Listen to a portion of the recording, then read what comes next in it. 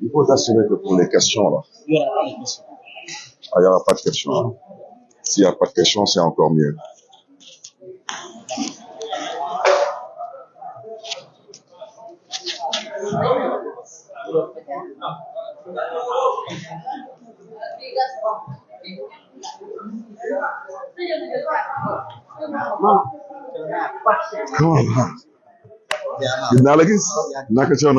Tu vas bien? Alhamdulillah.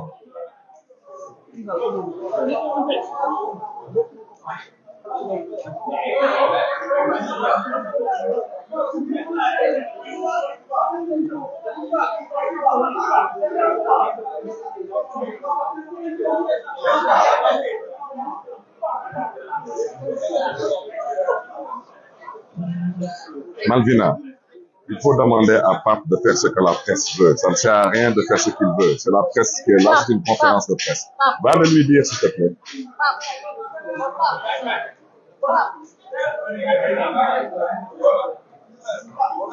On a loué un patch. Il y a 50 numéros de micro. Mais Pape, c'est une conférence de presse. C'est une conférence de presse. Il faut faire ce que la presse veut parce qu'ils sont venus pour ça. On a un patch. Une conférence de presse du président, tu vois pas ça. Il y a un patch. Bon, d'accord.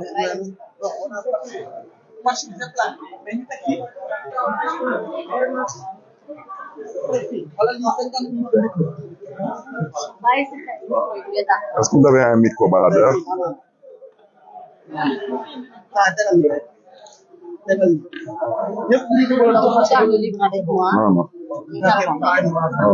Il faut le laisser là.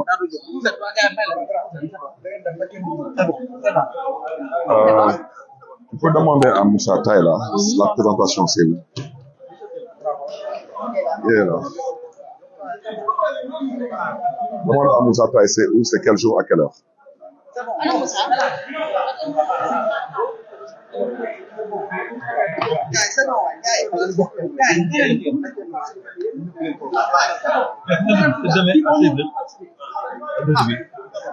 Ça? D'accord.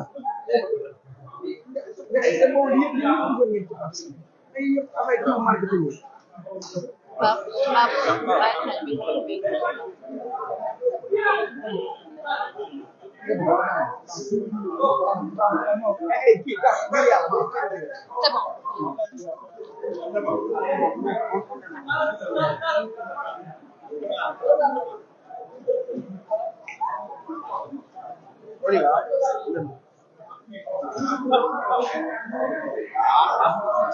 Pape.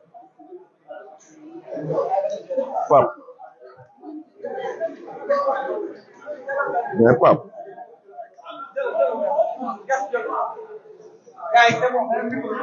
Pape, je ne peux pas parler comme ça, le micro est trop bas. Vous êtes trop bas.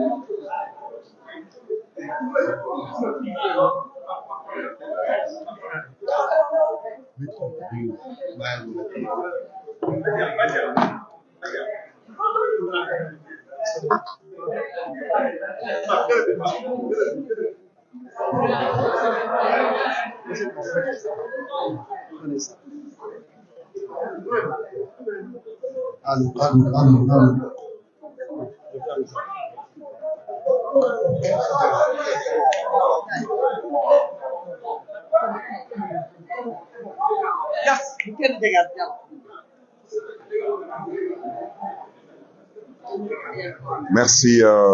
beaucoup. Nous allons, avec votre permission, nous allons démarrer ce point de presse.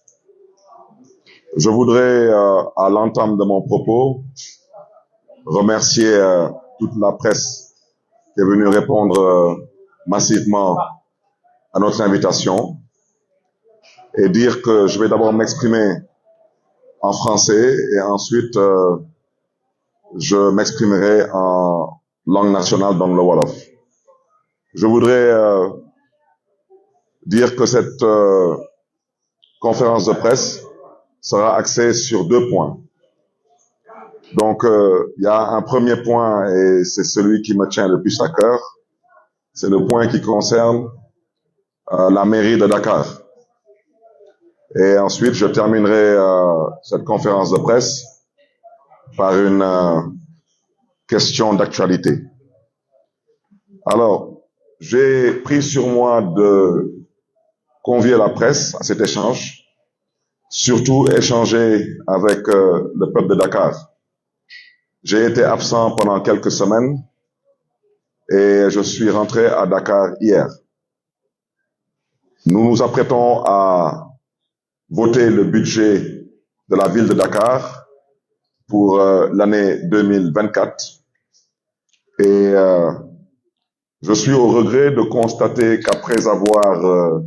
déshabillé la ville de Dakar, comme vous le savez aujourd'hui, Dakar est peut-être l'une des seules villes capitales au monde qui s'apprête à ne plus avoir de port, étant une ville portuaire, qui s'apprête aujourd'hui, après avoir été déshabillé d'un stade, d'un aéroport, et je peux continuer à en citer, après avoir été privé d'un emprunt obligataire. Aujourd'hui, on a décidé aujourd'hui de dépouiller Dakar, après avoir déshabillé Dakar.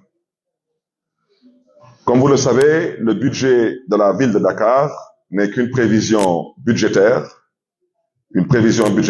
en recettes et en dépenses. Et il y a des taxes qui sont très importantes pour la ville de Dakar,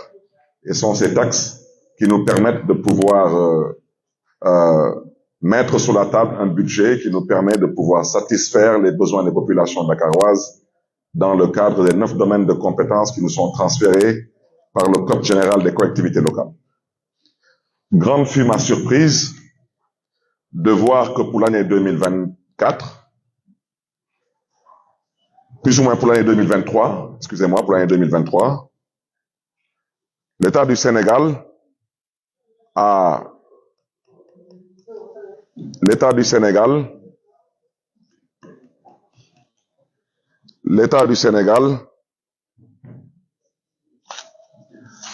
décidé,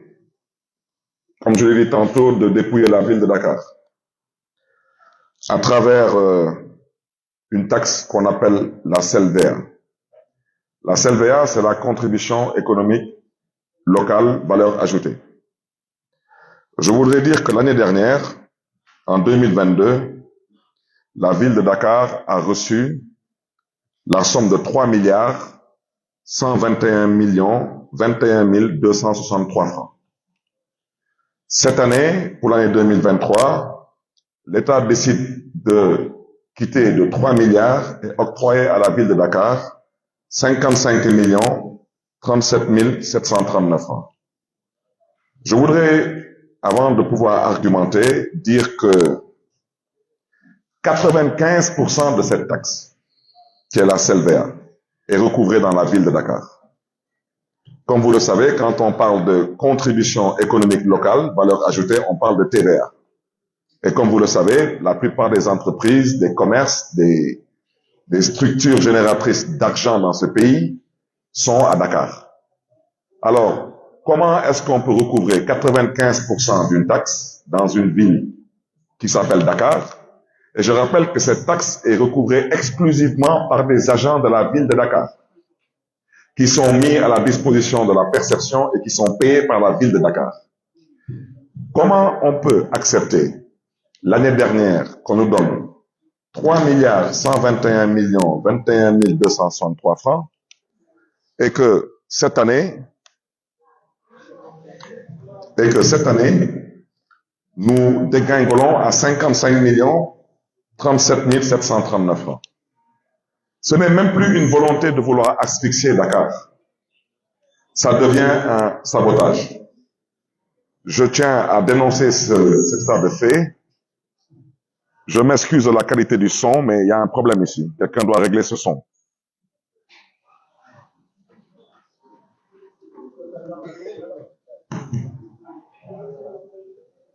Allô?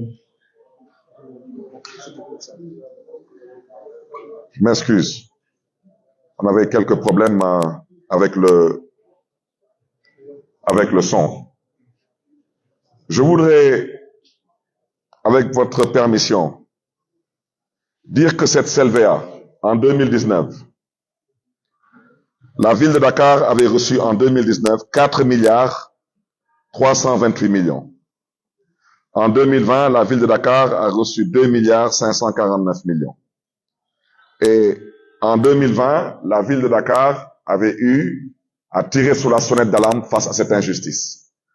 Ils ont cherché à se rectifier. En 2021, c'est remonté à 5 milliards 480 millions.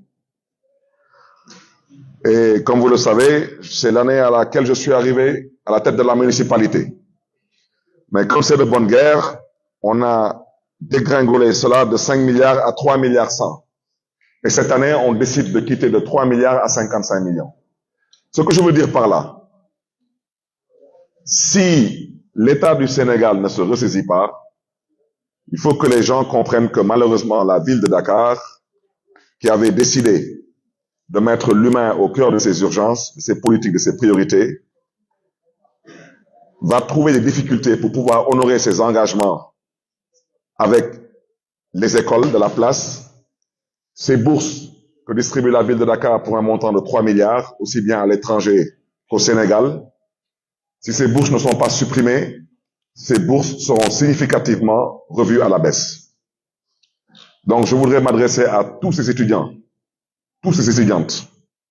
qu'ils sachent que malheureusement, ils sont au milieu d'un combat politique qui ne dit pas son nom. Je voudrais aussi m'adresser à toutes ces populations dakaroises qui se soignent grâce à ce budget de la ville de Dakar. Ici, à Dakar, comme ceux qui sont évacués à l'étranger, particulièrement au Maroc. Je voudrais aussi dire que la politique sociale de la ville de Dakar, concernant les aides sociales pour les personnes en difficulté, concernant les secours pour des événements comme les fêtes de Tabaski, de Korité, de Pâques, de Noël, et j'en passe, que tout cela malheureusement aura un impact sur les populations dakaroises. Je voudrais à ce titre surtout profiter de cette occasion pour interpeller directement le chef de l'État, lui dire qu'il a l'opportunité de sortir par la grande porte après l'avoir félicité de ne pas vouloir briguer un troisième mandat, comme le veut la Constitution du Sénégal, lui dire que la ville de Dakar n'a jamais été un moyen pour financer une campagne électorale. La ville de Dakar n'est pas une propriété appartenant au maire que je suis ou à la coalition à laquelle j'appartiens. Et devoir priver le peuple de Dakar de bourses, de soins de santé, que ce soit des analyses ou des évacuations sanitaires, des prises en charge, de vouloir priver la ville de Dakar de certaines de ses prérogatives, que pour combattre une ville et son maire, je trouve cela déplorable et c'est à décrier. C'est pourquoi, moins de 24 heures après mon arrivée à Dakar, j'ai pris sur moi de dénoncer cela parce que il n'est pas question pour moi de m'adresser à des fonctionnaires. Ce qui s'est passé là n'a rien à voir avec des fonctionnaires. Je le répète et je le rappelle au besoin. Il y a 606 collectivités territoriales au Sénégal. La ville de Dakar est la seule collectivité territoriale qui est citée dans la Constitution du Sénégal comme étant la capitale du Sénégal. Donc, si nous voulons construire ce pays, on ne peut pas construire ce pays sans construire Dakar. On ne peut pas vouloir construire ce pays et vouloir dépouiller Dakar. On ne peut pas vouloir construire ce pays et vouloir déshabiller Dakar. Mais je voudrais dire à l'endroit de ceux qui sont à l'origine de cela et rappeler aussi aux populations dakaroises que tous les projets que nous avons entamés, que ce soit la voirie urbaine. Actuellement, nous sommes en train de réhabiliter et d'extendre la voirie urbaine dans les 19 communes de la ville de Dakar. Nous sommes présentement dans les communes de Grand Yoff, de Hann Bel-Air, de la Médina, de Mermoz Sacré-Cœur. Et comme j'ai déjà dit, c'est un marché clientèle de 15 milliards 300, moyennant 5 milliards 100 par an sur 3 ans pour réhabiliter la voirie urbaine de Dakar. Je voudrais dire que notre volonté d'aménager les 65 jardins et espaces publics de la ville de Dakar, cette volonté reste intacte. Je voudrais dire que notre volonté de construire et d'aménager les terrains synthétiques dans les 19 communes de Dakar est pour preuve, avant la fin de l'année, je poserai le 20 décembre la pose de la première pierre pour le démarrage de la construction du terrain synthétique dans la commune de Cambérène. Dire que cette volonté restera intacte. Dire que le projet d'installation et d'aménagement de toilettes publiques dans les gares routières, dans les gares routières, on s'excuse parce que est-ce que quelqu'un peut se déplacer ici parce qu'il coupe le signal? Non, mais déplacez-vous s'il vous plaît, on est en pleine conférence de presse là, moi je ne peux pas parler en l'air. S'il vous plaît, déplacez-vous pour que je puisse avoir au moins le signal.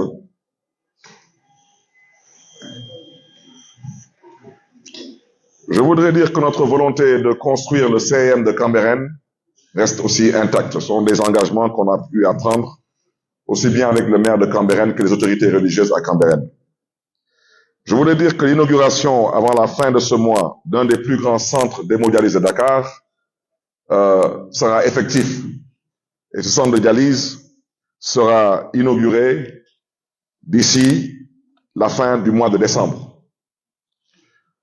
Je voudrais aussi rappeler que la construction des 4 centres médico-scolaires dans les 4 arrondissements du département de Dakar,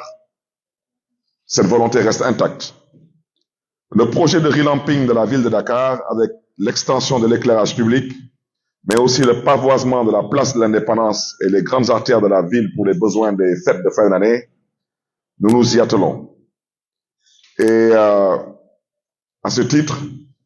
nous invitons les populations dakaroises à s'approprier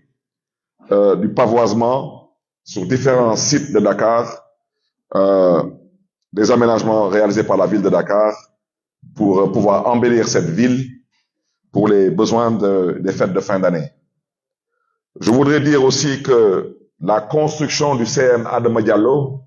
dans la commune de Mermoz Sacré-Cœur, ce projet se réalisera.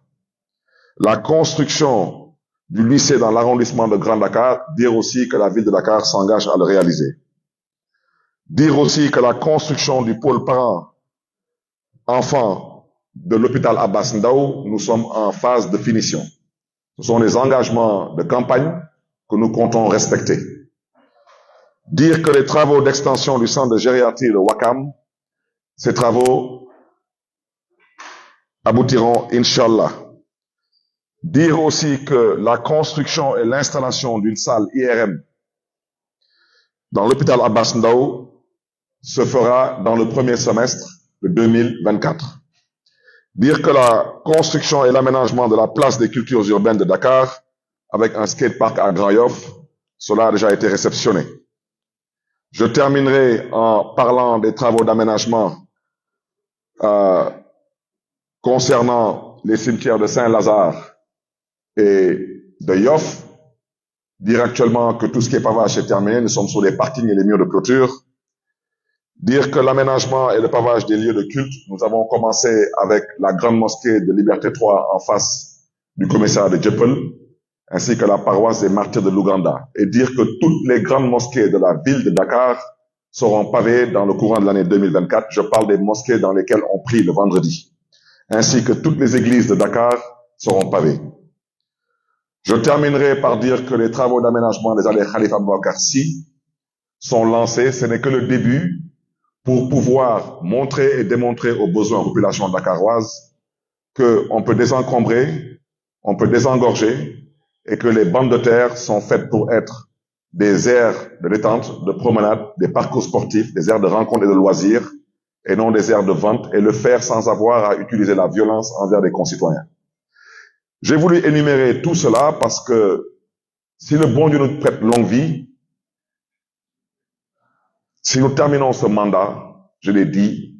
les populations dakaroises, quel que soit le bord politique, sauront qu'ils ont misé sur un conseil municipal de valeur et ils ont misé sur un maire qui croit en Dakar, qui respire Dakar et qui consomme Dakar. Mais le 17 février 2024, Inch'Allah,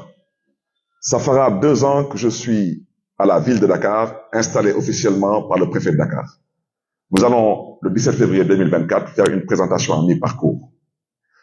J'ai énuméré tout cela pour dire à l'endroit de ceux qui ont décidé de dépouiller et de déshabiller Dakar que vous ne pouvez pas remettre en cause notre volonté de vouloir construire Dakar. Vous ne pouvez pas remettre en cause notre volonté de vouloir servir Dakar. Et je le répète, il y a des gens aujourd'hui qui veulent être président de la République. Je leur rappelle au besoin, s'ils l'ont oublié, qu'après avoir dépouillé une bonne partie du foncier de Dakar au profit d'intérêts partisans et claniques, vous êtes tous dans cette salle des Sénégalais. Ceux qui ont pu obtenir un seul terrain lors du partage de l'assiette foncière de l'aéroport, levez la main. Ceux qui ont pu obtenir un seul terrain ici, depuis 12 ans, depuis l'arrivée de ce régime, je rappelle que l'État du Sénégal ne vend pas son foncier. L'État du Sénégal attribue son foncier. Ce sont ces mêmes personnes qui sont toujours bénéficiaires de ce foncier au détriment de tous les ayants droit que nous sommes. Ce sont ces mêmes personnes qui ont privé Dakar d'un emprunt obligataire de 20 milliards. Ces gens, s'ils considèrent qu'après avoir fait tout ce qu'ils ont fait, ce qu'il leur reste maintenant, c'est de déshabiller totalement Dakar, je souhaiterais leur dire à travers ce point de presse et rassurer les Dakaroises et les Dakarois de notre volonté de continuer à construire Dakar. Je terminerai mon argumentaire sur ce premier point en disant que sur tous les projets de ville, que ces projets aient pour nom, comme j'ai déjà dit tantôt, terrain synthétique, voirie urbaine, toilettes publiques, éclairage public, et j'en passe, nous allons nous y atteler. Mais je suis au regret de dire que si l'État du Sénégal considère que l'adversaire s'appelle Barthélémy Diaz, j'oublie de leur rappeler au besoin peut-être que je ne suis pas candidat à l'élection présidentielle et que je ne vois pas pourquoi je dois aujourd'hui être victime de telle injustice. Je rappelle aussi que la ville de Dakar n'a jamais été un strapontin ou un tremplin ou un outil de financement de campagne électorale. On ne peut pas, sur une taxe qui s'appelle la contribution économique locale valeur ajoutée, qui a été recouvrée dans la ville de Dakar à hauteur de 95% par des agents de la ville de Dakar, que l'année dernière, on reçoive 3 milliards 100 millions et que cette année, on veut nous donner 55 millions. Ça, ce n'est plus de l'administration. Nous ne sommes plus en République et ça doit cesser. J'ai voulu le dire parce que, comme j'ai déjà dit, il faudrait que les structures sanitaires, les hôpitaux, que ce soit Dantec, qui est fermé bien sûr, Principal, FAN et j'en passe, qu'ils comprennent qu'il y aurait peut-être des changements dans notre collaboration. Les écoles privées, je pense que quand on vous dit qu'on dépense 3 milliards de bourses, c'est des milliers d'étudiants sénégalais ici et dans la diaspora qui en bénéficient. Ce ne sont pas des militants de Barthélémy Diaz ou des sympathisants de Barthélémy Diaz. Ce sont des Sénégalais tout court, des Dakarois particulièrement. Ça doit cesser cette façon de faire. Il faut qu'on revienne à la raison. Je terminerai donc ce premier point en français avec votre permission sur un deuxième point qui a eu à faire l'actualité. C'est le dossier judiciaire concernant Barthélémy Diaz à la Cour suprême. Me permettrez-vous de la presse de vous inviter à dépassionner cette question, parce que je voulais d'abord dire que personne ne m'a amené à la Cour suprême, c'est moi-même qui me suis conduit à la Cour suprême parce que considérant étant victime d'une injustice. Je ne reviendrai pas là-dessus. Parce que, comme j'ai déjà dit, au Sénégal, ceux qui veulent comprendre, comprennent. Ceux qui ne veulent pas comprendre ne comprendront jamais. Et je ne suis pas là pour chercher à faire comprendre à qui que ce soit, quoi que ce soit. Je suis un citoyen sénégalais avant d'être un responsable politique et avant d'être une autorité. J'ai été victime d'une agression dans une institution de l'État il y a plus d'une décennie de cela. Je voudrais seulement d'abord déplorer que le régime actuel a eu 12 ans pour vider ce dossier, 12 ans.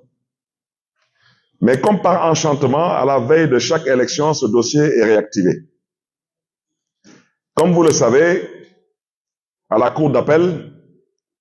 j'ai perdu mon procès à la Cour d'appel. Et comme vous le savez, j'aurais pu me limiter en première instance. J'avais été condamné en première instance dans un cadre assez particulier. Et Dieu seul sait que j'aurais pu m'en arrêter là. Mais me demander de payer à la famille d'un nervi un montant qui peut permettre à n'importe quel citoyen sénégalais d'acheter une maison aujourd'hui, c'est insulter l'intelligence des Sénégalais. Je ne vois pas comment un nervi recruté pour 15 000 francs CFA, et les nervis, vous en avez récemment aussi connu et vu. Donc je n'en parlerai pas. On me demande d'indemniser la famille de ces nervis qui étaient venus me faire la peau. Je refuse. Et je continuerai à refuser jusqu'au bout. Et si je n'ai pas gain de cause à la Cour suprême, ils sont libres de faire ce qu'ils veulent. Je ne signerai jamais un chèque au profit de cette famille, jamais de la vie. Si cette famille n'a pas l'humilité, la décence de comprendre que cette situation était une situation déplorable pour toutes les parties, je ne suis pas là pour être le dindon d'une quelconque farce. Je refuse. Ça veut dire que demain, n'importe quel nervi qui perdra la vie dans la rue devra être indemnisé. Donc pendant qu'on y est, que tous les chômeurs aillent devenir des nervis. On me dit que je suis poursuivi en pénal. On me dit que je suis poursuivi pour assassinat. Mais en pénal, c'est vous qui portez les charges. À vous d'apporter les preuves. Personne n'a pu sortir l'arme du crime et personne n'a pu apporter la preuve que j'ai tué cette personne. J'ai tiré et j'ai bien tiré. Et je le dis et je le répète. Si quelqu'un s'aventure à refaire cela, je referai la même chose. Parce que je ne suis pas entré en politique pour y perdre ma vie. Je suis entré en politique pour apporter ma modeste contribution. Je voudrais inviter la presse à ce stade à deux choses. Premièrement, à dépassionner ce débat. La Cour suprême ne va pas me juger. La Cour suprême va examiner ce qui a été fait en cour d'appel. Il faut qu'on se comprenne. Le 22 décembre, je serai avec les artisans dakarois à la foire internationale de Dakar. Et quand je quitterai là-bas, j'irai rejoindre Khalifa Sall à l'intérieur du pays dans notre quête de parrainage. Je ne compte pas aller à la Cour suprême parce que la Cour suprême ne me juge pas. La Cour suprême va examiner ce qui a été fait à la Cour d'appel. C'est ce que je vais d'abord dire. Ensuite, demander à tous les militants de Taxawu Sénégal, à tous les sympathisants de Taxawu Sénégal, s'il vous plaît, ne venez pas chez moi parce que je n'irai pas à la Cour suprême. Ne cherchez pas à m'accompagner parce que je n'irai pas à la Cour suprême. Et s'il vous plaît, de grâce, n'allez pas à la Cour suprême. Il ne s'agit pas d'aller là-bas mettre une quelconque pression. Il n'y a que deux choses qui vont se passer le 22 décembre. Ou la Cour suprême confirme ce que la Cour d'appel de Dakar a eu à donner comme verdict. À partir de ce moment, j'aurai épuisé toutes les voies de recours que m'offre la justice sénégalaise. Mais je voudrais que les choses soient claires. Quand on parle de la mairie de Dakar, j'invite les uns et les autres à informer vrai et juste, parce que même si je suis condamné, je garde mon poste de maire de Dakar. Le poste de maire de Dakar, il y a des gens qui n'attendent qu'une seule chose, c'est que je perde ce poste. Boulen Tchatou, mairie de Dakar. Boulen Tchatou. La mairie de Dakar, je ne bougerai pas d'ici. Donc, demain, et puis, à certaines personnes qui sont si excitées et si enthousiastes de me voir perdre la mairie de Dakar, parce que donc, pour la mairie de Dakar, je souhaiterais vous rassurer, je ne bougerai pas d'ici. Pour le poste de député à l'Assemblée nationale, et c'est là-bas où je vous invite, vous de la presse, à bien suivre mon raisonnement. Je l'ai déjà dit, je fais de la politique. Je ne suis pas arrivé par accident en politique. Je suis un enfant et un pur produit du Parti socialiste. La politique, je la fais sans aucune passion. Je voudrais dire, concernant le poste de député, que je dénonce cette volonté de vouloir remettre en cause le parrainage parlementaire du candidat Khalifa Ababakar Sall. Et je m'explique. Nous sommes 14 députés Taxawu à l'Assemblée nationale. Le parrainage parlementaire, nous avons besoin de 13 députés. Je ne parlerai pas de certaines manœuvres qui consistent à vouloir peut-être débaucher ou vouloir peut-être faire des choses peu catholiques pour éventuellement voir comment un ou deux députés de notre coalition peuvent se retrouver dans une situation autre que la situation qui devait être une situation logique. Je vous fais une petite parenthèse. Je pense que lors des élections, les dernières élections, vous avez vu des mandataires être détournés par l'argent. Il y a même des mandataires qu'on a vus dans les institutions de l'État, assis avec des hautes autorités de ce pays, prendre des enveloppes. On a vu des mandataires saboter des listes. Ne soyez pas surpris demain de voir des députés qui devraient naturellement parrainer un candidat, décider qu'ils n'ont jamais signé, ou décider qu'ils ont peut-être décidé de parrainer un autre candidat. Parce que le parrainage, il est libre. Suivez mon raisonnement. Si la Cour suprême confirme ce qu'a dit la Cour d'appel, il faut d'abord que le ministre de la Justice, au passage, vous me permettrez de saluer Maître Aïssata Tall Sall, parce que c'est d'abord une mère, mais c'est une camarade socialiste qui a été mon avocat en première instance lors du procès dans cette affaire de la fusillade de Mermoz-Sacré-Cœur. Une femme qui m'a défendu bec et ongle et une femme pour qui j'aurai toujours du respect et de la considération parce qu'elle m'a toujours défendu au franc symbolique. Aujourd'hui, elle est ministre de la Justice et je l'en félicite. Je voudrais dire que donc, en cas de confirmation par la Cour suprême de ma condamnation par la Cour d'appel de Dakar, parce que honnêtement, je ne sous-estime aucun poste de responsabilité. Je considère aujourd'hui que dans ma trajectoire politique, j'ai dépassé le stade d'être député. J'ai été député à plusieurs reprises, j'ai été membre du bureau de l'Assemblée nationale du Sénégal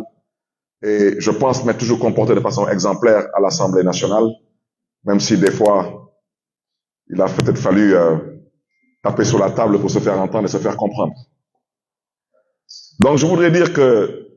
on n'en arrivera pas là, je leur ferai l'économie de cette génuflexion. Mais, chers collègues, je vais vous dire où le bas blesse. Actuellement, l'Assemblée nationale a voté le budget. Actuellement, la session ordinaire est normalement fermée. Là, l'Assemblée est en session pour examiner des projets de loi. On n'examinera pas des projets de loi jusqu'au mois de janvier. Donc, si Barthélémy Diaz perd son poste de député, je rappelle qu'à l'heure où je vous parle, Barthélémy Diaz a déjà parrainé le candidat Khalifa Ababakar Sall. Si Barthélémy Diaz perd son poste de député, le parrainage de Barthélémy Diaz n'est plus valable. Vous êtes d'accord avec moi? Donc, Tahaou Sénégal et son candidat de 14 députés descendent à 13 députés. Je vous dirai pourquoi. Mon suppléant est l'actuel maire de Grand Yoff. Il s'appelle Pape Madiop Diop. Et je lui souhaite, si c'est le cas, je lui souhaiterai bon vent à l'Assemblée nationale. C'est un camarade, un responsable engagé et un symbole vivant de fidélité, de loyauté et d'engagement auprès du président Khalifa Ababakar Sall. Mais c'est que, chers amis, du 11 au 26 décembre, c'est le dépôt des parrainages au Conseil constitutionnel. Je vous invite à retenir les dates, s'il vous plaît. Et je répète que politique, xel mooy politique, leneen du politique. C'est la raison pour laquelle, quand des gens veulent vous induire en erreur, cherchez à les éviter. Et nous ne tomberons pas dans ce piège. Ceux qui veulent saboter le parrainage parlementaire de Tahaou Sénégal, je leur dis dès à présent qu'on ne donnera pas ce privilège ni ce plaisir. Du 11 au 26 décembre, c'est le dépôt des parrainages au Conseil constitutionnel. Nous sommes d'accord. Du 27 au 28 décembre, c'est le tirage au sort pour définir l'ordre de traitement des dossiers de parrainage par les 7 sages. Nous sommes tous d'accord. Du 27 décembre au 12 janvier, ça sera le contrôle de la régularité des parrainages. On n'a pas dit quel genre de parrainage. Parrainage citoyen, parrainage parlementaire, parrainage des élus. Mais c'est que, chers amis, le 12 janvier, l'Assemblée nationale ne sera plus en session. Donc, si Barthélémy Diaz n'est plus député, son suppléant ne peut pas être installé. Si son suppléant ne peut pas être installé, il ne peut pas parrainer Khalifa Sall. Est-ce qu'on me suit ici? Donc, je voudrais que ceux à qui je m'adresse, à qui je parle, qu'ils comprennent que quand on a commencé, nous, à faire de la politique, ils n'étaient pas encore en politique. Ce n'est pas eux qui vont creuser pour nous une tombe. Parce que nous ne sommes pas morts, nous n'avons pas envie de mourir et nous ne sommes pas encore enterrés. Et nous ne comptons pas être enterrés. Ça fait plus de 7 ans qu'on se bat pour être candidat. C'est pourquoi quand j'entends des fois des gens vouloir présenter la coalition Tahaou Sénégal sous d'autres cieux, ils me font rire. Parce que n'ayant aucune idée de ce qu'on a vécu et ce qu'on vit actuellement. Et ce n'est pas encore terminé. Jusqu'au départ de ce régime. Parce que ce régime a mis en place une stratégie depuis 12 ans. Ce régime a décidé de ne pas compétir. Leur stratégie, c'est éliminer. Pas de compétition, mais élimination. À partir du 12 janvier, contrôle de la disponibilité des 9 pièces des dossiers de candidature et distribution des cartes d'électeurs. Je ne continuerai pas. Ça ne sert à rien du tout. Je voulais seulement vous expliquer pourquoi cette convocation à cette heure-ci à la Cour suprême peut paraître être suspecte. Parce que moi, j'ai déjà, à l'heure où je vous parle, parrainé Khalifa Sall. Me faire perdre mon poste de député, c'est faire perdre à Tahaou Sénégal un parrain parlementaire. Il en restera 13. Imaginons même une minute que tout ce qu'ils ont fait en sabotant des listes avec des mandataires qui n'arrivent pas à réussir cela. Mais le destin divin, on ne le maîtrise pas. Si un député de Taxawu Sénégal, Yalla bu mu am, fait un accident et meurt, le parrainage parlementaire est à l'eau. Quant au parrainage citoyen, je vous rappelle que du 27 au 28 décembre, c'est le tirage au sort pour définir l'ordre de traitement des dossiers de parrainage par les 7 sages. Le parrainage citoyen, je préfère ne pas en parler, parce que j'ai déjà vu des parrains être disqualifiés. Et vous savez, je le dirai après en Wolof,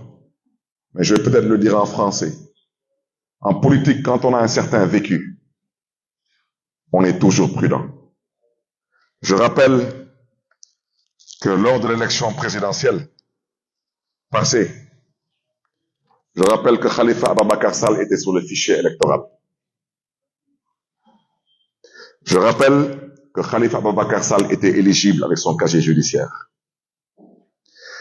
Je rappelle que Khalifa Ababakar Sall avait déposé ses parrainages. Donc il avait bien reçu les fiches de parrainage. Il les avait déposées. Vous êtes tous là. Je rappelle que le rabat d'arrêt était suspensif.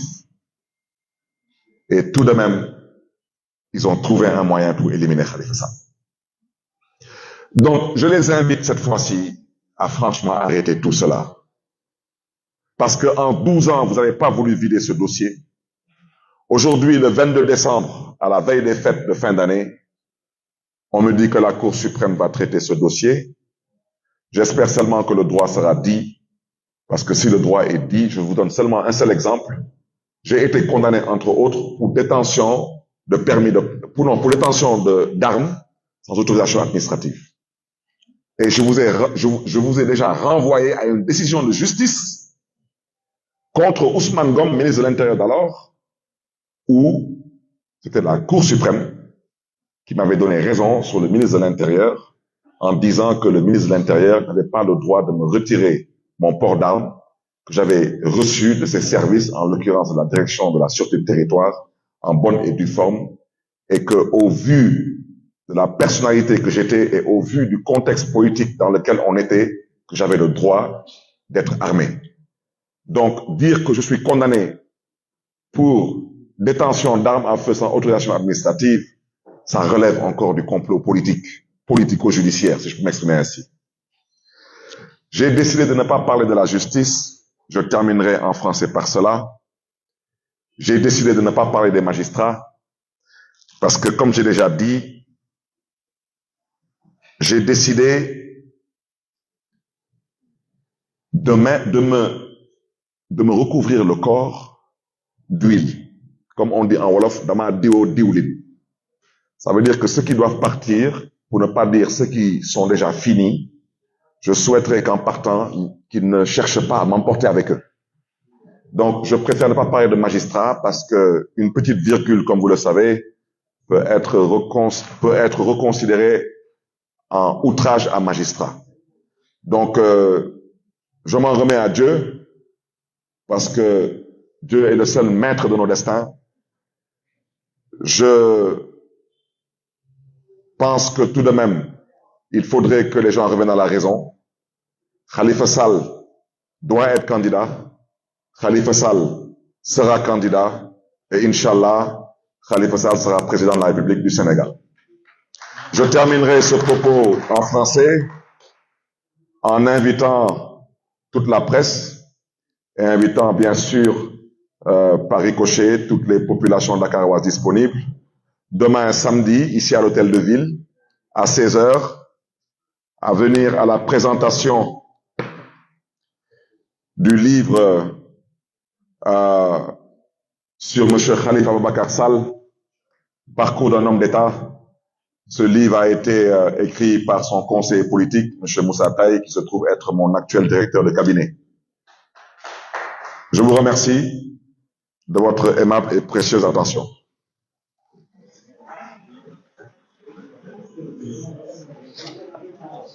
Assalamu alaikum mbokk yi ma bëggoon njëkk gërëm sant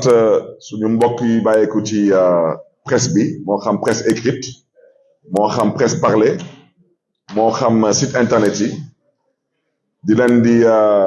jaajëfe bu baax a baax ci seen teewaay fii bëggoon wax ni que dama woote tey conférence de presse bi pour mën a wax ci ñaari yëf yu ma yitte yàlla dafa dogal dama nekkoon bitim réew ma xawoon fa sax yàgg tuuti parce que dama fa amoon ay rencontre yàlla dogal nag ma ñibbisi démb ma ne balaa may songaat liggéey gi foog ma woote presse bi pour mën a waxtaan ak askanu Dakar d'abord ensuite waxtaan tamit ak askanu Sénégal ci ñaari yëf ci njëkk mooy mbiru mairie de Dakar di ñaawlu bu baax a baax taxawaayu état du Sénégal parce que mairie de Dakar budget bu mairie de Dakar nekkul budget bu ñuy voté ci assemblée nationale comme ay ministère ñu leen di voté seen ay budget wala ay institution ñu leen di voté seen ay budget moo xam assemblée nationale wala présidence de la république wala ay haut conseil de la république budget ville de Dakar ci gàttal yéene la ñuy am yaakaar la ñuy am que fii la ñuy jëlee ay taxes pour mën dajale taxes yooyu yëpp pour que loolu mën a doon lu ñuy woowee budget de la ville de Dakar budget boobu nag luñ ciy ñaawlu dafa am benn taxe bu ñuy woowee CLVA mooy contribution économique locale valeur ajoutée ku ne valeur ajoutée rek yaa ngi wax waxu TVA ñëpp xam nañ que TVA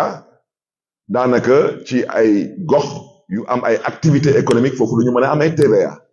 doo nekk ci diggu àll bi dafa am TVA mënul nekk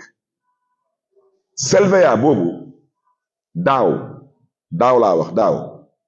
te yàggul ville de Dakar mi ngi jot 3,1 milliards ci CLVA boobu parce que 95% wu taxe boobu fii biir Dakar dañ koy dajale te agent yuy dajale taxe boobu ñoom ñëpp ay agent wu ville de Dakar lañ ville de Dakar la leen di fay ñoom nag ñuy liggéey perception de Dakar ren nag ñu ne ñoom dañuy jógee 3,1 milliards wàcc ba 55 millions nekk dañ koy baaxee waa ville de Dakar ma ne wax dëgg yàlla lii du jaay doole lii du yabel lii du maa tey lii mooy lu ñuy woowe ñàkk gëm yàlla nit ki nag soo jeexalee da ngay ànd ak ngor soo jeexalee da ngay jëm a rafetal lii yëpp jaru ko lu may ñaawlu man ba may egsi mairie de Dakar 2021 la woon pour won leen rek nu ñuy xeexee ville de Dakar ci 2019 ñoom ñu ngi baaxee waa ville de Dakar lu toll ci 4,328 millions 2020 ñu jël loolu wàccee ko ba 2,5 milliards 2021 ville de Dakar da doon am 5,480 millions ci même taxe boobu xam ngeen entre temps parce que suñu waxee valeur ajoutée rek mooy daanaka lu fi yokk ci ay business moo xam ay restaurant moo xam ay hôtel moo xam ay salon de coiffure moo xam lépp fu ñit di fay TVA ñëpp d'accord nañ que askanu Dakar mu ngi yokku kon askanu Dakar su nekkee di yokku mais à la kulli àll TVA yi day yokku ñoom nag 2022 ñu ne comme waa ji toog na ci mairie Dakar dañ ko jëlee 5 milliards wàcce ko indi ko 3 milliards man na leen gongo duñu tere liggéey ren nag ñu ne dañ koy jëlee 3,121 milliards indi ko 55 millions loolu ma bëgg a wax ci leer loolu état su xoolaatulee taxawaayam dama bëgg a wax ak ndaw ñi surtout xale yi am ay bourse fii biir mairie de Dakar bourse mi ngi toll ci 3 milliards mooy bourse ñuy fay fii ak bourse ñuy fay bitim réew loolu dina jafe lool ci mairie de Dakar pour mën a honorer engagement yooyu ngeen xam ne ñu ngi leen di faj ci ay hôpitaux moo xam principal moo xam Fann moo xam CTO moo xam ñu nga xam ne dañ leen di évacuer particulièrement Maroc biig rek maa ngi waxtaan téléphone ak directeur du hôpital bi muy dalal suma xel ci Moussa xale bu ñu évacué woon mooy xale bu jotoon ñàkk yaayam ak ñaari magam yu góor ñu évacué woon ko Maroc pour mu mën a am greffe de la peau mu ne ma Moussa alhamdulilah tey lay génn mais dalal xelam pour wax ko mairie Dakar jël na ay dispositions sax pour ñu wutal ko appartement Maroc pour que période bu mënoon toog Maroc pour def ay testam mu mën fa toog dans des conditions adéquates ak tantam waxuma sax ñu nga xam ne ni ñu ngi leen di jox ay bons pharmacie ak ñu nga xam ne ni ñun ñooy fay seen ay analyse ñoom tamit lii su ci état xoolaaturee taxawaayam dina jafe lool pour mairie de Dakar di mën a continuer di honorer ay engagement maintenant nag du ma wax ci ay waxu ay ñu nga xam ne seen loxo jotul seen ginnaaw ci mairie Dakar la ñu amee yaakaar pour mën a fayal seen doom yi ay école wala mën a fay seen ay lois wala ñoom seen daal ci gàttal mooy lu ñuy woowee les aides sociales waxuma sax ay waxu tabaski korité Pâques ak ñoom seen mais loolu ma bëggoon wax ci leer lii nekkatul politique lii nekkatul xeex nit lii nekkatul xeex ville lii mooy lu ñuy woowee sabotage ma bëggoon nag dalal xelu askan wi ñun dañu fal ngir liggéey Dakar lu may ñaaru rek mooy lu ñu gaayee bëggee xañ yéene bu ñu am ci askanu Dakar parce que ba ñuy politique di campagne dañu wax ci waxu doomu aadama ñu ne dañuy jël doomu aadama sargal doomu aadama fonk doomu aadama yëkkati doomu aadama jàppale bépp doomu Ndakaaru bu bëgg a jàng bu mën a dem jàngi bépp doomu aadama bu bëgg a faju ñu jàppale ko bu mën a faju bépp doomu aadama bu am xat-xat ñu mën ko dimbali ci xat-xatam ndax mu mën a dund ville de Dakar mën a yëg ville de Dakar man loolu lay ñaawlu wante su ci yàlla àndee incha allah le 17 février 2024 soretul parce que 17 février 2022 dañu yàlla baaxee ñu ñëw toog fii di mairie Dakar préfet Dakar installé ñu fii ci salle bi kon 17 février 2024 dina def ñaari at ñu ngi fii ci mairie Dakar dinañ def lu ñuy woy bilan à mi-parcours mais ma bëggoon déjà dalal xelu askanu Dakar mais tamit di wax ak ñuy xeex ville de Dakar ne leen lépp lu ñu am ci yéene ci liggéey tali yi biir Dakar dañ fa fas yéene gën a góorgóorlu ci jamono yi nii ñu ngi ci commune u Grand Yoff ñu ngi commune u Parcelles Assainies ñu ngi commune u Médina ñu ngi commune u Mermoz Sacré-Cœur ñu ngi commune u Hann Bel-Air te 19 communes yëpp dañ ko fas yéene liggéey pour mën a taaral Dakar sànq rek lañ ma wax ni que marché bi approuvé nañ ko donc xam naa fii ak 3 semaines dinañ commencé liggéey cité Kër Gorgui bëggoon tamit dalal xelu askanu Dakar ne leen 65 jardins ak espace public yu ñu fas yéene liggéeyaat biir Dakar te exemple bi mooy su ngeen demee xool ci commune de Biscuiterie ci gox bu ñuy woowee bopp di ngeen gis le jardin témoin loolu lañ ko fas yéene dupliqué waat ko dans 65 espace public fii bi Dakar bëgg a wax tamit que le 20 décembre bi mooy normalement semaine prochaine lay def la pose de la première pierre moom mooy nekk le début de l'aménagement des terrains synthétiques dans les 19 communes de Dakar donc pour lii di Cambérène foofu la ñuy dooree Cambérène incha allah te pose de première pierre bi mooy nekk le 20 décembre wax tamit que lii di installation ak aménagement toilettes publiques yi moo xam ci gare routière yi ci espace public yi ci école yi ci garage taxi yi dañ ko fas yéene tamit réaliser bu ci des tamit lii di construction CM Cambérène ak construction CM Adama Diallo ak construction lycée arrondissement bu Grand Yoff dañ ci fas yéene tamit taxaw bu baax a baax wax que tamit balaa ñu génn ci at bi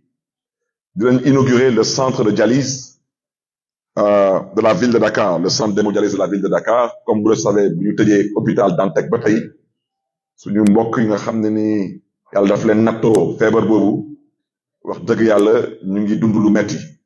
donc may dalal seen xel fu mu nekk nii xam naa daaf bi mu may xool parce que suma objectif mooy góorgóorlu ba lii di dialyse képp ku yàlla nattoo nga am feebar boobu soo ñëwee ci centre boobu nga mën a faju te bañ a fay te yàlla mën a ci def sutura incha allah moo tax may sàkku ci état bi dañu xoolaat seen taxawaay xeex Barthélémy Dias amul solo mënul leen ma xeex ba am daan sama kaw mënul nekk mënul leen xeex askanu Dakar wala xeex ville de Dakar ba am daan suñu kaw mënul nekk xoolal leen seen taxawaay parce que nit ñi dañu sonn nit ñi ci lii lañu yaakaar pour mën a faju mën a jàngi mën a gis seen bopp lii dafa ñaaw bëgg dalal xelu askan wi wax leen tamit que lii di suñu yéene pour tabax ñeenti centre médico-scolaire yuy nekk ci ñeenti arrondissement au département de Dakar dañ ci fas yéene tamit def suñu kéem kattan bu ci des tamit mooy le projet de relamping te su ma jumulee je crois que waa Dakar mën nañ seede lu may wax tey ñu ngi taal lampi ñu ngi taaral Dakar ci fête de fin d'année yi ñu ngi góorgóorlu ba Dakar mën a am melokaan bu nar a doon melokaanu ville capitale bëggoon tamit wax tamit que ñu ngi waaj a réceptionné lii di le pôle mère enfant bon ñeneen ñu koy woy pôle parent enfant mais ñeneen ñu koy woy pôle mère enfant bu ñuy tabax ni actuellement ci hôpital Abass Ndao bëggoon tamit wax ci hôpital Abass Ndao boobu tamit ñu ngi jublu si construction bi ak installation ou salle bu nar a accueillir IRM Abass Ndao te la commande est déjà faite wax tamit ci waxu travaux d'extension du champ de GRT de Ouakam am na retard naam wante dinañ ko réceptionner incha allah wax tamit ci waxu construction ak aménagement wu place de cultures urbaines kooku inauguré nañ ko ba pare te bëggoon wax que ñu ngi actuellement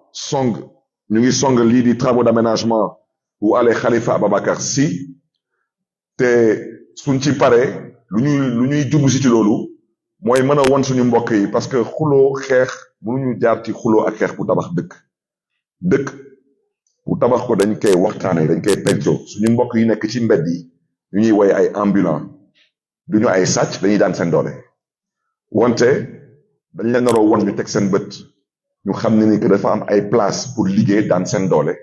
ak am ay place pour nit ñi mën a dem di fa féexlu moo tax ale Khalifa Ababacar Sy yooyu suñ ko liggéeyee ba ñi ñi teg seen bët ba ñi ñi d'accord na ni que fii du place pour lal ay marchandises wala jaay loolu lu ñu fas yéene dem defi ci Corniche HLM suñ fa jógee dem ci boulevard Gueule Tapée mooy jógee place Obélisque dem ba Abass Ndao jógee Abass Ndao dem ba rue 6 jógee rue 6 dem ba Soumbédioune il faut que nit ñi mën a gis que dañu am yéene pour tabax dëkk bi te mën a nekk suñ fa jógee dem Parcelles Assainies jëlee ko marché Dior dem Pompier suñ fa jógee dugg Grand Yoff parce que Dakar mootul continuer am melokaan bu muy am nii Dakar du mbalit Dakar dëkk la te man damaa fas yéene ànd ak suma mbokk yu nekk ci conseil municipal toute obédience politique confondue tabax liggéey Dakar parce que bés ci bés yi damay dem ci nettali lay mujjee su ma kenn kattan rek lay jéem a def ba ëllëg nettali bi rafet moo tax may sàkku ci mbokk yi surtout ñu nga xam ne ni ñoom la yàlla baaxee ñoom ñoo état central ñu xalaat seen taxawaay parce que ci constitution du Sénégal benn bërëb kese lañ fa lim mooy Dakar ñu ne Dakar mooy capitale du Sénégal fu may daanale nag mooy commencé nañu pavé grande mosquée wu Liberté 3 moo nekk en face commissariat Dieuppeul ak église martyr de Lougarda ma bëggoon wax que ci 2024 lépp luy juma mooy grande mosquée fu ñuy jullee les vendredis toutes les mosquées de Dakar seront pavées sans aucune exception toutes les églises et non les chapelles seront pavées te bëggoon wax que après le pavage des cimetières de Saint-Lazare et de Yoff ñu ngi song parking yi ak mur de clôture yi ñun lu ñu gëm mooy liggéey ku ñu bëgg a xeex ñu feneen wante nga may ñu affaire ñu mën a liggéeyal suñu askan ak liggéeyal suñu dëkk loolu dama koy ñaawlu parce que ma bëggoon wax ci leer mairie de Dakar kenn fas yéenewul sukkandiku ci mairie de Dakar pour financer campagne man toog naa fii mairie de Dakar nekk comme maire dem naa élection législative te ñoom xam nañ fu may waxee jëleewuñu ko fii te campagne nañu ñun soxluñu ay milliards pour campagne ñun lu ñu soxla pour campagne yàlla baaxee nañu ko ba pare mooy oto essence ak micro jeex na te lan la élection am yàlla mooy buur ñàkk yàlla mooy buur wante norul doon excuse pour ngay xeex ba dugal ay nit ngeen xam ne ni seen yoon nekkul ci xeex jooju mooy askanu Dakar moo tax may sàkku ci président Macky Sall comme nee na nañ ko ñaan ci naka ci yar ak teggin ci njëkk waaw kon nag ci njëkk nag ñu delloolu Dakar moom mooy suñu 3 milliards wax dëgg yàlla 55 millions du ma ko jël parce que man je ne suis pas là pour manger du ma yelwaan lu ngeen xam ne ni loi moo ma ko jox kon nag na ko ñëpp déggee noonu kon ren suñu demee ba état teg tànkam fu mu ko teg te bañ ko fa jëlee na ko ñëpp déggee noonu ñun suñu projet dañ ci continuer di ci liggéey wante lii di ndaw ñi sax seen école lii di ñu feebar nañu noonu leen faj ak ñoom seen ku mu neex nag tamit taxaw ne man suma yoon newu ci so yoon newu ci ba bés bu nga ci am soxla te xam naa lu may wax parce que ci dëkk bi amul bés ba ma dul jóg ci dëkk bi ñit na ma maire dama bëgg a jàngi wala suma doom wala suma mbokk wala suma lii wala suma laa amul bés bu ma dul dox ci dëkk bi wala ma nekk bitim réew du ma jot message ne ma suma yaay dafa feebar suma pap suma lii wala suma laa donc képp ku fi taxaw nga ne suma yoon newu ci ndax lan parce que peut-être bokkuñu gis-gis politique wala lii wala laa su la neexee nga toog tey ne suma yoon newu ci ba ëllëg soretul moo tax na ko ñëpp déggee nu ma ko waxee parce que nag wax dëgg yàlla man mënuma xeex bu ngeen xam ne du suma xeex man lu ma mën mooy artu lu ma mën mooy yëkkati suma baat ak lu ma mën peut-être mooy sàkku ci état bi ñu dellu siwaat seen xel parce que lu ñu def Dakar tey balaa may dee may gis ay candidats ñu ne dañu bëgg a doon président du Sénégal ñoom fàtte nañu sax que lépp luñ fi tong-tongee ci suuf bi Dakar seen loxo ngi ci dañu fàtte ne que lépp lu ñu xañ Dakar pour Dakar mën a gën a développé wu seen loxo ngi ci yéen ñëpp xam ngeen parce que ngeen dégg lii di emprunt obligataire ville de Dakar 20 milliards ville de Dakar dem ba jot 20 milliards ñi taxaw fële yàq signature bi tey taxaw ne dafa bëgg a doon président du Sénégal su ko neexee wante man lu ma gëm mooy askanu Sénégal du ñu askanu mala dinañ fàttaliku démb ak bërki démb mbokk yi fu may daanale nag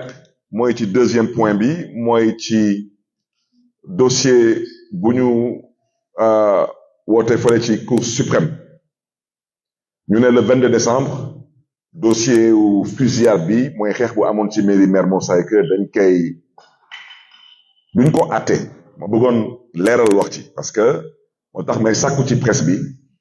nañu xoolaat nu ñuy bind nañuy xoolaat nu ñuy présenter information bi parce que ci dëkk bi malheureusement am na ci ay mbokk yu bari seen xam-xam demeewul noonu màccul noonu ci mbiru justice donc ñoom lu ñuy dégg wala lu ñuy lire moom la ñuy gëm ma bëggoon dalal seen xel parce que article bu ñu gis ñu ne Barthélémy Dias suñ ko àttee ba daan ko ba mu ñàkk dossier bi day ñàkk mairie de Dakar am leen di ñaan ngir yàlla bu leen catu mairie de Dakar fii moom incha allah du ma fi bouger amul benn justice bu ma fi contredire amul fi benn magistrat bu ma fi contredire amul fi benn spécialiste wala analyste wala journaliste bu ma fi contredire d'abord lu ma bëggoon wax mooy cour suprême du ma àtte cour suprême day gestu lu cour d'appel wax xool est-ce que lu cour d'appel wax est-ce que ñoom aar nañ suma ak yelleef wala est-ce que dañ ko saax-saaxe loolu la Cour suprême di gesto Cour suprême du àtte Barthélémy Dias moo tax may sàkku ci suma xarit yi suñu militants yi suñu sympathisants yi le 22 décembre na ngeen ma dimbali rek te yàlla tax bu leen ñëw suma kër parce que fasciné wu ma dem tribunal bu leen dem Cour suprême amul solo man le 22 décembre mooy la journée de la ville de Dakar ville de Dakar ñu ngi ci foire de Dakar dama fasciné dem sargal fa artisan yi jaajëfee artisan yi yëkkati artisan yi su ma fa jógee taal suma oto dugg ci àll bi dem fekki Khalifa Sall dem dàqi suñu wërsëg wuti ay parrainage kon nag mbokk yi na ko ñëpp déggee noonu le 22 décembre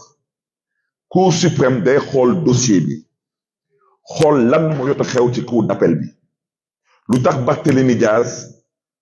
jël loolu indi ko ci ñoom parce que Cour suprême maa fa yóbbu suma bopp kenn yóbbuwuma Cour suprême maa fa yóbbu suma bopp ne leen luñ ma àttee ci cour d'appel d'accorduma si mais fan nañu mësee gis dëkk kilifa doon maire ñu fal ko mu nekk ci institution état ñu nekkoon ci contexte lan troisième mandat ku mu neex nag naagu ku mu neex naa féq wante dama ne démb rek la woon te man fàttewuma ku bëgg a fàtte nag fàtte wante ku fi juum laa wax ba dem taxaw buntu palais mais da ngay dem taxaw buntu palais yóbbu ay gànnaay lu la fay fekk di nga mere ku la deful dara ku fi juum ne yaa ngi dem taxaw buntu préfecture wala buntu gouvernance même ñu may àtte ñoom waa cour suprême ñoo koy àtte dossier bi ku juum ba dem cour suprême ne da ngay wër cour suprême yor ay gànnaay lu la fay fekk yaa tooñ sa bopp man dañ ma fekk ci institution de l'État kenn fekkuma suma kër kenn fekkuma suma tool kenn fekkuma ci mbedd gi dañ ma fekk ci institution de l'État mu am drapeau du Sénégal lu fa xew ñëpp ko gis man dañ ma àtte kenn àttewuma flagrant délit kenn àttewuma en civil dañ ma àtte en pénal lan la loi bi wax loi bi nee na yow yaa dut baaraam ne diw moo def lii kon yow yaa nar a indi les preuves ne lii moo ko def nii la ko defee ak gànnaay bi ci bërëb bi man lu ma def wax naa ko tey maa ngi toog fii mairie de Dakar buntu bi amul katnaar ku mu neex taxaw fii kaas wante dama ne ku fi rep ba da ngay ñëw mairie Dakar comme nu gars yi ñëwoon ci mairie Mermoz Sacré-Cœur ngeen xam ne ndaanaan a ngi fi ba léegi parce que mbakken gi yàlla moo ko dénk duma ko fi abale duma ko fi tayle te ku ko bëgg a jël di nga ma wax ban kanam laa la won ba nga may yeb laa wax moo tax ma ne lu ma wax waxoon ko waxaat ko mooy je me suis défendu légitime défense la preuve cour d'appel dañ ma daan na ma yow da nga yoroon gànnaay te yoroo woon këyit pour yor gànnaay man leen lu ngeen di wax du dëgg parce que jox naa leen décision cour suprême bu ma jox dëgg ci àtte bu ngeen àtte ak ministre de l'intérieur Ousmane Ngom nekkoon ci dëkk bi bëggoon ma jaay doole na ma yow amatoo droit yor gànnaay ma ne ko yow da ngay fooy sa xel yow soo amee gànnaay ma am gànnaay noonu la mbir bi demee ñu dem cour suprême ne Ousmane Ngom amoo dëgg kii kilifa la ci dëkk bi te kii bakkanam a ngi ci xottu gerte kon nag këyitam da ngeen di ko delloo kon nag ngeen ma mën a àtte cour d'appel ne da ngeen ni ma daan parce que damaa yor gànnaay te yoruma ci këyit moo tax ma daal di jël décision cour d'appel jël ko yóbbu ko cour suprême bu ci des ñu ne man naa fay njabootu xale boobu te ñàkk bakkanam ma fay leen 20 millions ne ku fi dem léegi Bambilor wala dem kër Njaayloo wala dem Sangalkam am ci kër dama ne man su ma noree fay 20 millions képp ku toog Sénégal di chômeur soxlawul ngay mbëkk gaal na nga nekk rek nuñ koy waxati sax nervi suba gars yi jox la 20 millions loolu fan la am bàyyi sa kër jël 15 000 francs pour ñu dal ci kaw nit ki ar boppam ne ay mbokkam taxaw fële nañ leen jox 20 millions balaa may leen di jox 20 millions ma jël 20 millions yooyu jox ko SOS village des enfants wala ma jox ko empire des enfants du ma ko def je ne le ferai pas na ngeen ma daan autant de fois que vous voulez lu dul jeex rek mooy lu musul am te dama ne dañu def leen neex dëkk bi man am naa yaakaar fii ak ñaari weer dëkk bi day changer te su changer ce dossier là il fera l'objet d'un autre procès on va revisiter le procès et les mêmes magistrats boobaa ils diront le droit mais c'est quoi cette histoire nekk ci dëkk ñu ne amoo droit aar sa bopp loolu mooy la yéen xanaa dem ba wala bërki dama gis leen nervi ci dëkk bi yor ay fetal ñaata ñi te jot a ñàkk seen bakkan depuis les 3 ou 4 dernières années là fan ngeen fi gisee procureur woo fi nervi fan ngeen fi gisee nervi buñ fi àtte yéen ñëpp gis ngeen fi ay nervi ci mbedd yi yor ay gànnaay gis ngeen ko wala gisu leen ko kan lañ fi àtte ñaata doomu Sénégal a ñàkk seen bakkan fan ngeen mës a gis procureur taxaw woote enquête moo tax ma bëgg a wax ci leer man la nekk ma ci jaaxal saay bu ñu waxee élection suba la ñu daal di yëngalaat dossier bi dossier Macky Sall toog na fii 12 ans depuis 12 ans mënul vider dossier bi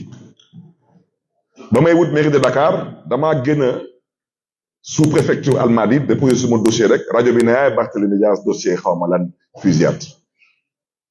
tey ñu ne Khalifa Sall mooy candidat man duma candidat mais dinaa leen wax nag lu tax lii yëpp am te man duma juum man politique ku ma bëgg a wër ndomb tu te réveilleras le matin de bonne heure parce que man dama namp politique dañ ma yar ci politique ma xam politique man député la Khalifa Sall candidat la heure bu may wax ak yéen ni man pare naa Khalifa Sall ba pare man signé naa pour Khalifa Sall parrainage parlementaire ñun ñuy 14 députés Khalifa Sall ci parrainage parlementaire boobu mu soxla ci 13 députés man mii su cour suprême taxawee ne lu cour d'appel wax moo am Barthélémy Dias amatuma benn voie de recours à moins qu'il y ait un changement de régime dans ce pays et inchallah dina am te su amee tamit am naa yaakaar que ce procès sera revisité wante balaa ñuy egg ci loolu ma bëggoon nag foofu laa bëgg presse bi bàyyi xel ci lu may wax affaire bi du waxu Barthélémy Dias man nekkuma élection présidentielle candidat te mairie de Dakar même sous cour suprême confirmé lu waa cour d'appel wax man je ne bouge pas de la mairie de Dakar lenn mooy am mooy ministre de la justice au passage ma koy jaajëfee di suma tante di maître Aïssata Tall Sall di ko jaajëfee bu baax a baax parce que ci dossier bi bañ may njëkk àtte première instance moom bokkoon na ci suma avocat yi te musuma ko fay dërëm kon nag ku la defal lu baax na nga ko ne jërëjëf tey ma ko jaajëfee parce que tey yàlla teg na ko moom mooy ministre de la justice kon nag ñu ngi koy encouragé il faut que moom mu bind président assemblée nationale ne ko am na député bu ñuy woowee Barthélémy Dias bu nekk ci assemblée bi dañ ko condamné définitivement dañu bëggoon ngeen retiré ko son poste de député ma bëggoon nag wax ji leer du ma fa egg ak ñoom parce que man xeebuma benn poste wante gëm naa ne man passé naa député comme laa gëm te ma leen di ko wax ñoom parce que waxoon naa leen ko bañ may bëgg a àtte nekk gu moon maire de Dakar ñu may bëgg a toroxal tribunal ma ne leen tey ñoo naa tribunal wante dinaa fi dellu siwaat comme maire de Dakar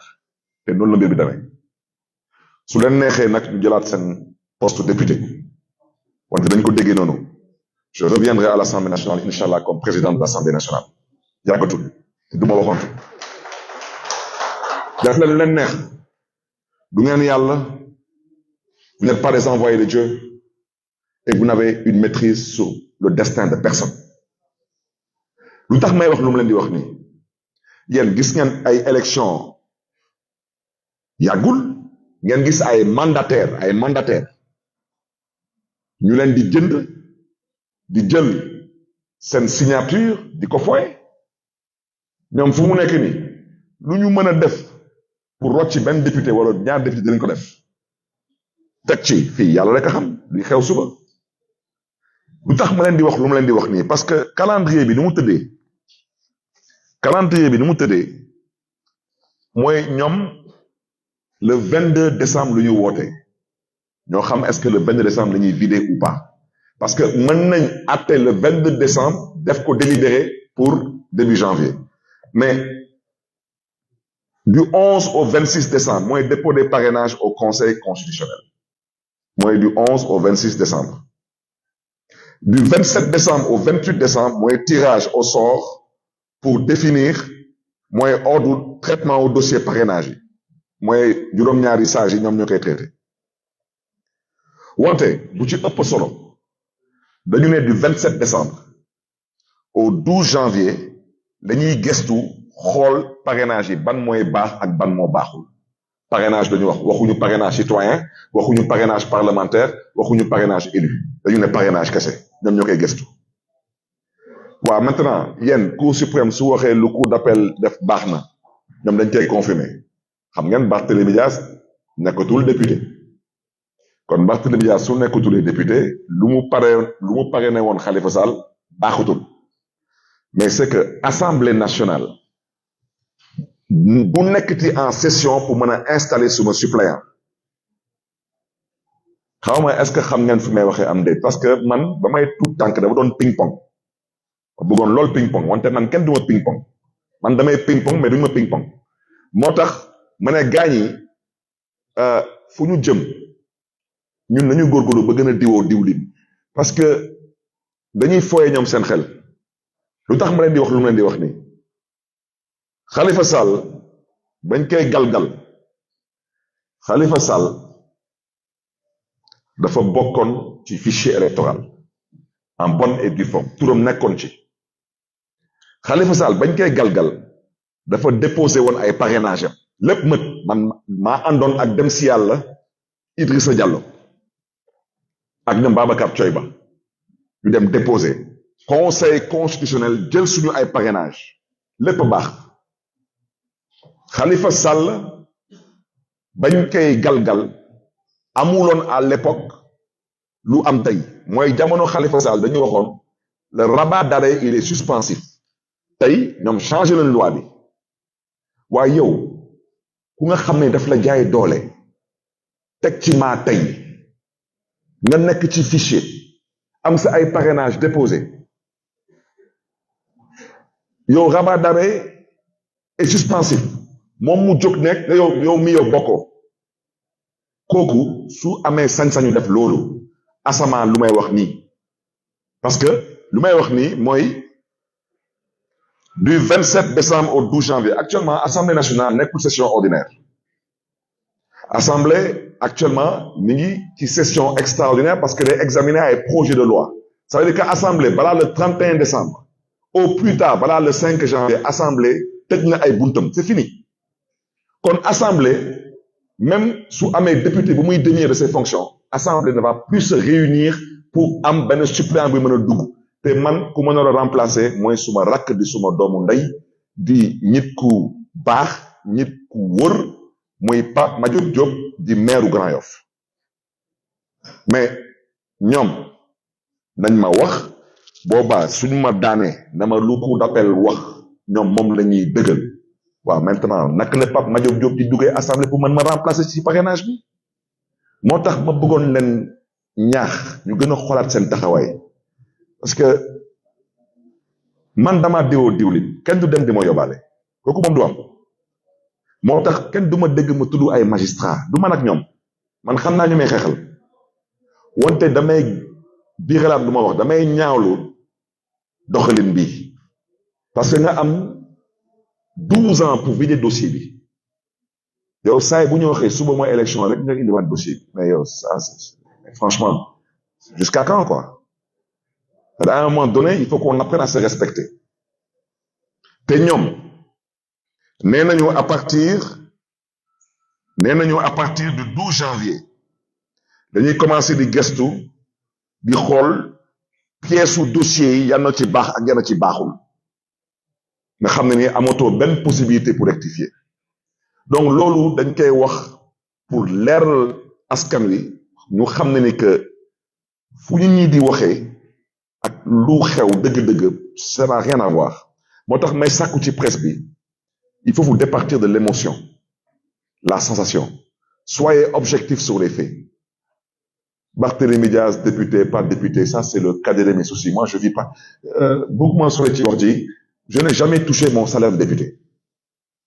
il tombe dans mon compte je le redistribue yàlla suturaal na ma donc député ou pas député man soxlu passeport diplomatique ñëpp ma xam maa ngi sant yàlla donc lu nekk ci ginnaaw lii maa ngi ñaan yàlla rek yàlla naa juum wante ñoom xam nañ te xam naa ñu ngi gërëm ñëpp di sant ñëpp di gërëm tamit mbokk yi jërë ngeen jëf. xam naa j'ai peut-être oublié la présentation du non mais wax naa ko ba pare waaw di jéglu rek wante dama doon wax doon bëggoon baaxee ñeneen nit ñi incha allah suba fii ci mairie de Dakar dañu fas yéene sargal le maire honoraire de la ville de Dakar di Khalifa Ababacar Sall ak présentation du livre